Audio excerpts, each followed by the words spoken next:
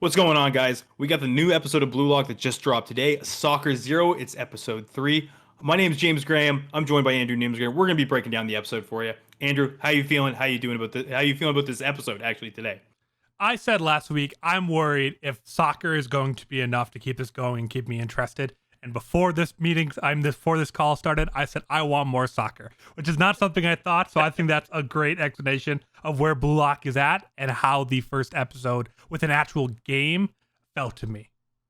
Yeah, this is it. It's the first episode where we actually have a game, like an actual game within the Blue Lock system. So it had high expectations, and I think it did. I think it did pretty good. I think it did all right. Yeah, So I think it was. I loved it. I think we're actually starting to see which characters are going to be a bigger deal, which is making it pretty obvious already. that's just it. We're having some personalities fleshed out. That being said, that we're gonna jump right into the recap and bang through that really fast. So the beginning of the game starts with basically a complete shit show. Nobody really knows how to really play with this concept of a bunch of strikers all in the same team. Everyone is focused, so they're so focused on the tournament style of basically you win a game, you get 3 points, you draw a game, you get 1 point, you lose, you get 0 points, but the top scorer from the losing teams gets to go forward regardless. This causes a ton of infighting. Everybody's greedy as hell. We don't really get a conclusion until you see Barrow, the team player from Team X, and my personal favorite character of the entire series, break through from the crowd and just set himself apart from everybody. He ends up scoring the first goal for Team X, and basically this starts to rally the troops around Barrow. They realize they can win through this guy, and that's how they start playing. Team Z is getting absolutely railed. They're down 5-0. Asagi and Bakiara basically decide, like, okay, we got to make something. Maybe we can set ourselves aside. Asagi and Bakiara basically storm the field. Right before Asagi goes to shoot, he's noticed he's flanked by both Raichi and Kunigami. Isagi realizes I need to make the shot, but he doesn't. His body disobeys him, passes the Kunigami, and the team actually ends up scoring. Despite this last-ditch effort, the team is still incredibly demoralized because they got bodied, and Isagi and the rest of the team are really trying to figure out that concept of 0 to 1, how to get their team from 0 to 1. As they're kind of discussing about this, Ego jumps in and decides, hey, you guys kind of get the concept, but you need to figure out how to go a step further. And he talks about how they each need to individually unlock their own weapons. And that's kind of where the episode wraps up. We also get our first closer this episode as well, which was kind of cool. Wait, we hadn't had closers before? We haven't had a closer. We've always had the episode kind of progress. This is our first actual closer. That's actually wild to me. That's something I didn't realize. I mean, I was still watching. I'm like, wow, this closer is actually really good. Like, why don't I remember this? So that makes so much more sense why I never would have caught on to that. Yeah, there just wasn't one, right? Exactly. So the first thing I want to talk about is the introduction of Barrow. Our first, I can call him our rival. I think he is our Isagi's rival for sure. He's clear cut, and the dude's a monster. He's the king, which I think is sick. What do you think of Barrow? I loved the personality, and something we talked about before is kind of the introduction of as many different tropes as possible. And this is one. Like, at first I thought they were kind of go with like the religious kind of trope when they're talking about the servant to me and all that kind of stuff. But then when he called himself king, I'm like, I love this. I love the personality. I love how strong it is, and already very clear, he's going to be a big part of the show. And then how they didn't even explain anyone else on Team X. And I'm okay with that. With how big it is, it's like, okay, we have Team Z, they're kind of the core, and they'll have 1 or 2 people coming in from each team. I love that. It builds out a great cast. It allows still good explanations of why teams do well, why teams don't do well, and all that. So I'm all in on Barrow. He's not quite my favorite character yet, but I love the introduction, and I love the trope. Yeah, that's just it. Like, I mean, Barrow is the trope incarnate, absolutely. And he's like, the thing I really like is he is Team X's win con. He is how they win. He is how they stay alive in the tournament. So I think it's really sick. And going back on the tournament format, if Barrow keeps performing as well as he does, even if Team X does lose, he's probably going to go on anyways. I think we can kind of already feel that given how much attention he got in this one episode.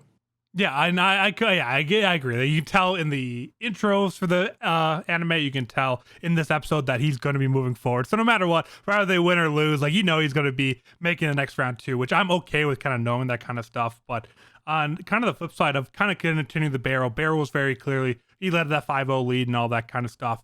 But I loved the fact that, like, okay, going for the goal. I know we'll talk more about the actual goal and what Asaki did, but how that goal didn't just flip the switch with the team. Like, oh, we scored once. We're going to be a great team going forward, which would be something that very common. Like, oh, we need to score one last goal. We need to do one thing. We see that in anime all the time. but that didn't flip the switch for him. I love that because it very much seemed like, okay, we're gonna get a great Team Z in the next episode, and they didn't do that, so they're still back at square zero. While you see how big of a difference Team X is, and we saw that Team V won 8-0, so they clearly have their thing together as well. So again, it doesn't make it seem like next week things are instantly going to be better for them. It's like, no, we still have to grow at the end of this episode, and I love that. Yeah, it's not everything comes together in one episode, and you have all these very unique personalities that are trying to be that mesh or like mesh together, right? And like just going back to the kind of the monologue from Ego, Barrow has become Team X's one. He is the reason they went from 0 to 1, and I think that's so cool that they've like really done that in a very quick period. They made it very clear cut what's kind of happened. Another thing I want to go on to talking about Team Z is our main boy Asagi, dude. He tries to be selfish. He tries to be the player to score the goal, and his body just totally disobeys him. He passes the Kunigami, and Kunigami like don't worry, like that was a gorgeous goal, but I mean like. It doesn't make sense. Kunigami, where he was covered. Right, she wasn't. Like, there's a ton of factors going into that, and they're not totally fleshed out. But we do get the eyes between Asagi and Bakiara, so I want to say that's a part of a factor in it. Well, yeah, and we saw like again going back to Kiriko no Basket. We had the in the game moment of where Asagi saw the entire field all at once and made that decision flick second. So like I know in this episode, obviously we see it as kind of a negative thing. You don't have the skills to it, but I think that of course they're going to flip that as a good thing. He has this greater mindset that no other players ever had, blah, blah, blah. And I kind of love that trope of like introducing of what's going to make him a little bit different or how he's going to be different. Bakiara has the monster. Barrow's just the king. Obviously, there's some players that have strong kicks and all that, but he's going to have this insane game vision.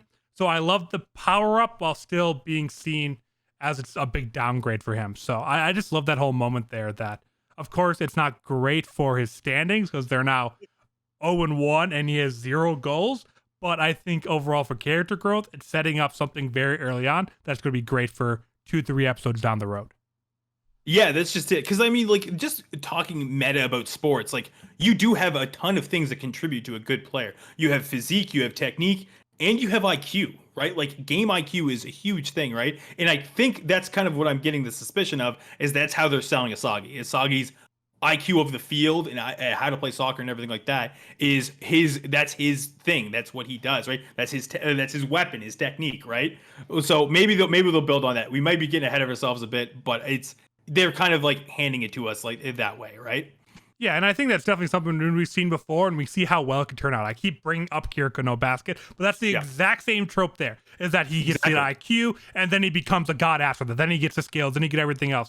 So I think if that's the starting point, obviously he has to find a way to make it through all of this, but I think that's a really great starting point for him now that it just might take him an episode 2 to go. And I think having Bakiara truly on his side, like it's not just a one-moment thing, like no, these two are actually good buddies now. And can you remind me of the big dude's name? I'm kind of working on names still. Kunigami seems to have gained a lot of respect for him there too. So like we kind of have that trio starting to form and go forward too. So I think we're going to start seeing Asagi's kind of support group going forward while he starts figuring out stuff on his own end. So I'm excited to kind of see that. And I think we're going to stop caring about some of the side characters of Team Z pretty soon. They had like after the outro, they had to give us the names of everyone again because they know people still do not know who half of these people are, and that's okay because they're not going to matter soon, I'm guessing. Well, that's just it. Like, it is a lot of names all at once. You throw 11 characters all on the same team at you all at the same time. It is going to be a little hard to keep track because usually typical anime, they introduce those slowly, right? So I don't blame them for really hammering it home.